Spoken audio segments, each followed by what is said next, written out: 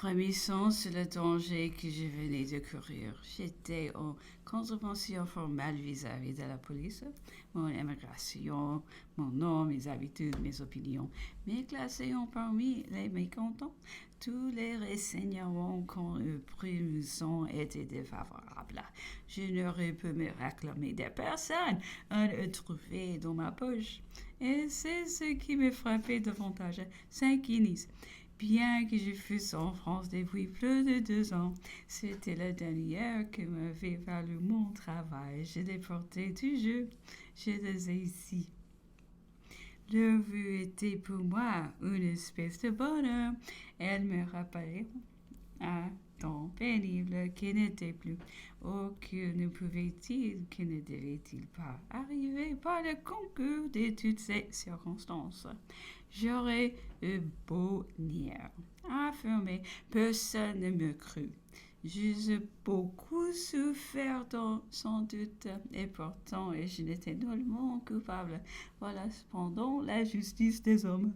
Toutefois, je ne me mis pas plus en règle vis-à-vis de la police et il ne m'arriva jamais rien. Lorsque je fus présenté à la cour de votre majesté, les immigrés qui étaient dans la même cas que moi firent leur surveillance qui était de 10 ans. Moi, je me promets bien de laisser finir la mienne de sa belle mort. Invité au nom de votre majesté à une fête qu'elle tenait à Fontainebleau, j'ai trouvé plaisant d'aller à la police demander un passeport. On convint qu'il m'était régulièrement nécessaire. Mais on me le refusa pour ne pas rendre, dit-on, l'administration ridicule. Plus tard devenu chambellan de votre majesté, j'ai faire un voyage privé. Et puis cette fois, ils me franchiront plus du jeu et en rien de toute formalité future. Au retour de votre majesté en 1815, voulant rendre service à quelques immigrés qui étaient revenus avec le roi, j'allais pu ou à la police. J'étais un conseiller d'État. Tous les registres de me furent ouverts. Après l'article de mes amis, je fus curieux de connaître les miens. J'ai appris que j'étais noté comme grand courtisan de Monsieur de Lecomte d'Artois à Londres.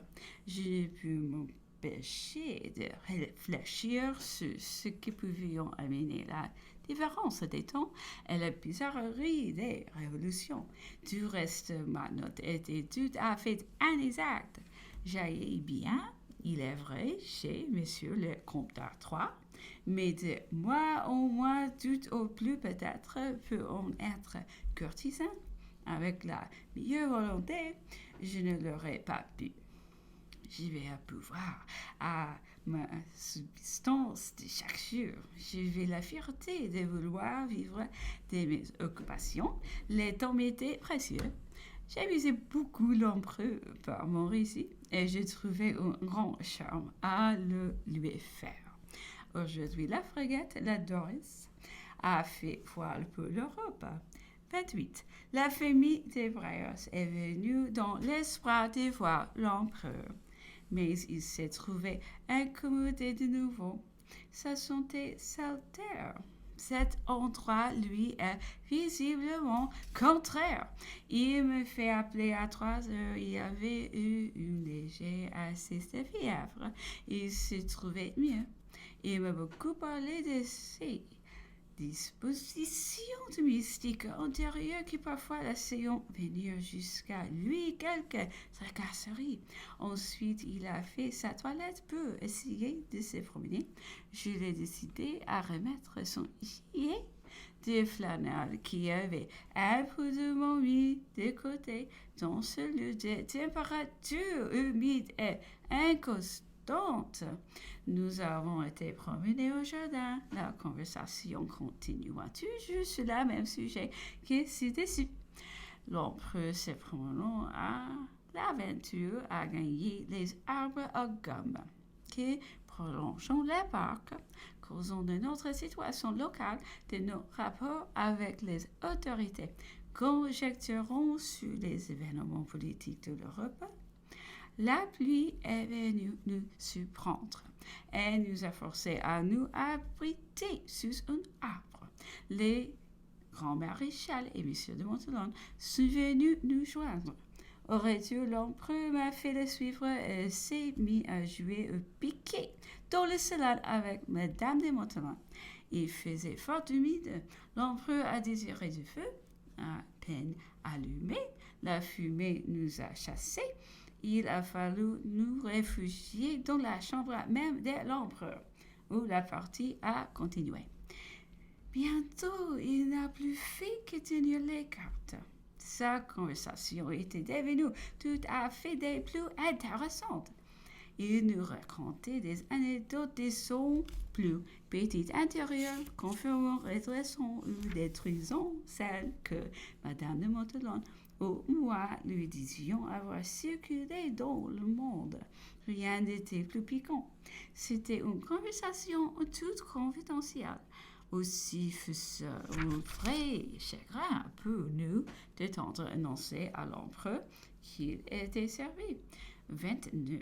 Il est un endroit de notre enclos d'où l'on voit au loin la partie de la mer où apparaissaient les oiseaux qui arrivent. Là est un arbre au pied duquel on peut la considérer à son aise. J'étais donc l'habitude depuis quelques jours d'y aller dans mes moments d'oisiveté pour voir arriver mes désirs l'oiseau qui doit terminer notre asile. Le célèbre Munich est demeuré 20 ans au fond de la Sibérie, pouvant chaque jour à son retour à Saint-Pétersbourg. Avant de voir arriver cet instant désiré, j'aurai son courage, mais j'espère n'avoir pas besoin de sa patience. Depuis quelques jours, des bâtiments se succédant de très bons matins. On avait aperçu 3 donjons jugés du bâtiment de guerre. En revenant, on me dit que l'empereur était déjà levé. Je fus le trouver dans le jardin pour lui faire part de ma découverte. Il voulut déjeuner sous un arbre et me retint. Après le déjeuner, il me dit de le suivre à cheval. Nous plongions en dehors de l'angle, tous des arbres à gomme, et essayâmes à l'extrémité de descendre dans une vallée très rapide et profondément sillonnée. C'étaient des sables, des calots presque mouvants parsemés de ronces marines. Nous fûmes obligés de descendre de cheval. L'empereur ordonna au général Gogo de prendre par une côté avec les chevaux et les 2 piqueurs qui formaient notre suite, et s'obstina à continuer de sa personne au milieu des difficultés où nous nous trouvions. Je lui donnai les bras. Nous descendions et regrimpions avec peine tous les ravines. Il regrettait la légèreté de sa jeunesse, mais reprochait d'être plus leste que lui. Il y trouvait plus de différence que le peu de temps qui nous sépare. C'est, disais-je, que je rejaunissais pour le servir. Chez ma fils, il observait que ceux qui pourrions nous considérer en ce moment reconnaîtrions sans peine l'inquiétude et l'impatience française. Au fait, disait-il, il n'y a que des Français auxquels il puisse venir dans l'idée de faire ce que nous faisons en cet instant. Nous arrivâmes enfin tout à l'état au bas de la vallée. Ce que nous avions pris de loin pour un chemin tracé n'était qu'un petit ruisseau d'un pied et demi de large. Nous voulûmes le traverser en attendant nos chevaux, mais les bords de ce petit ruisseau étaient perfides. Ils semblaient d'une terre sèche qui nous supporta d'abord. Mais bientôt, nous nous sentîmes enfoncés. Subitement, comme si nous ayons été sûrs de la glace qui se fait briser, nous étions menacés de disparaître. Je n'avais déjà presque au-dessus du genou. Quand un effort m'en a fait sortir, je me suis retournée pour donner la main à l'empereur. Il était enfoncé de deux jambes sur une terre, s'efforçant de se dégager. Ce n'est pas un pénis un peu que nous avons retrouvé la terre ferme. Moi ne pouvais m'empêcher de m'écrier Marie Darcole! Marie Darcole! Nous les avions travaillé quelques jours auparavant. Napoléon avait failli et demeuré pour lui répéter en considérant ses vêtements. Mon cher, voici une sale aventure. Et puis, il disait, si nous avions disparu ici, qu'on dit en Europe, les cafards prouverions sont nuls, toutes que nous avons été engloutis pour tous nos crimes. Les chevaux, nous ayons enfin rejoint. Nous avons continué forçant des haies, escaladant des murs et remonté à grand-peine toute la vallée qui sépare Longwood du pic de Diane. Nous sommes rentrés par le côté de Madame Bertrand. Il était 3 heures. On est venu toutes nous dire que les bâtiments aperçus de ce matin étaient un brick et un transport venu d'Angleterre et un Américain.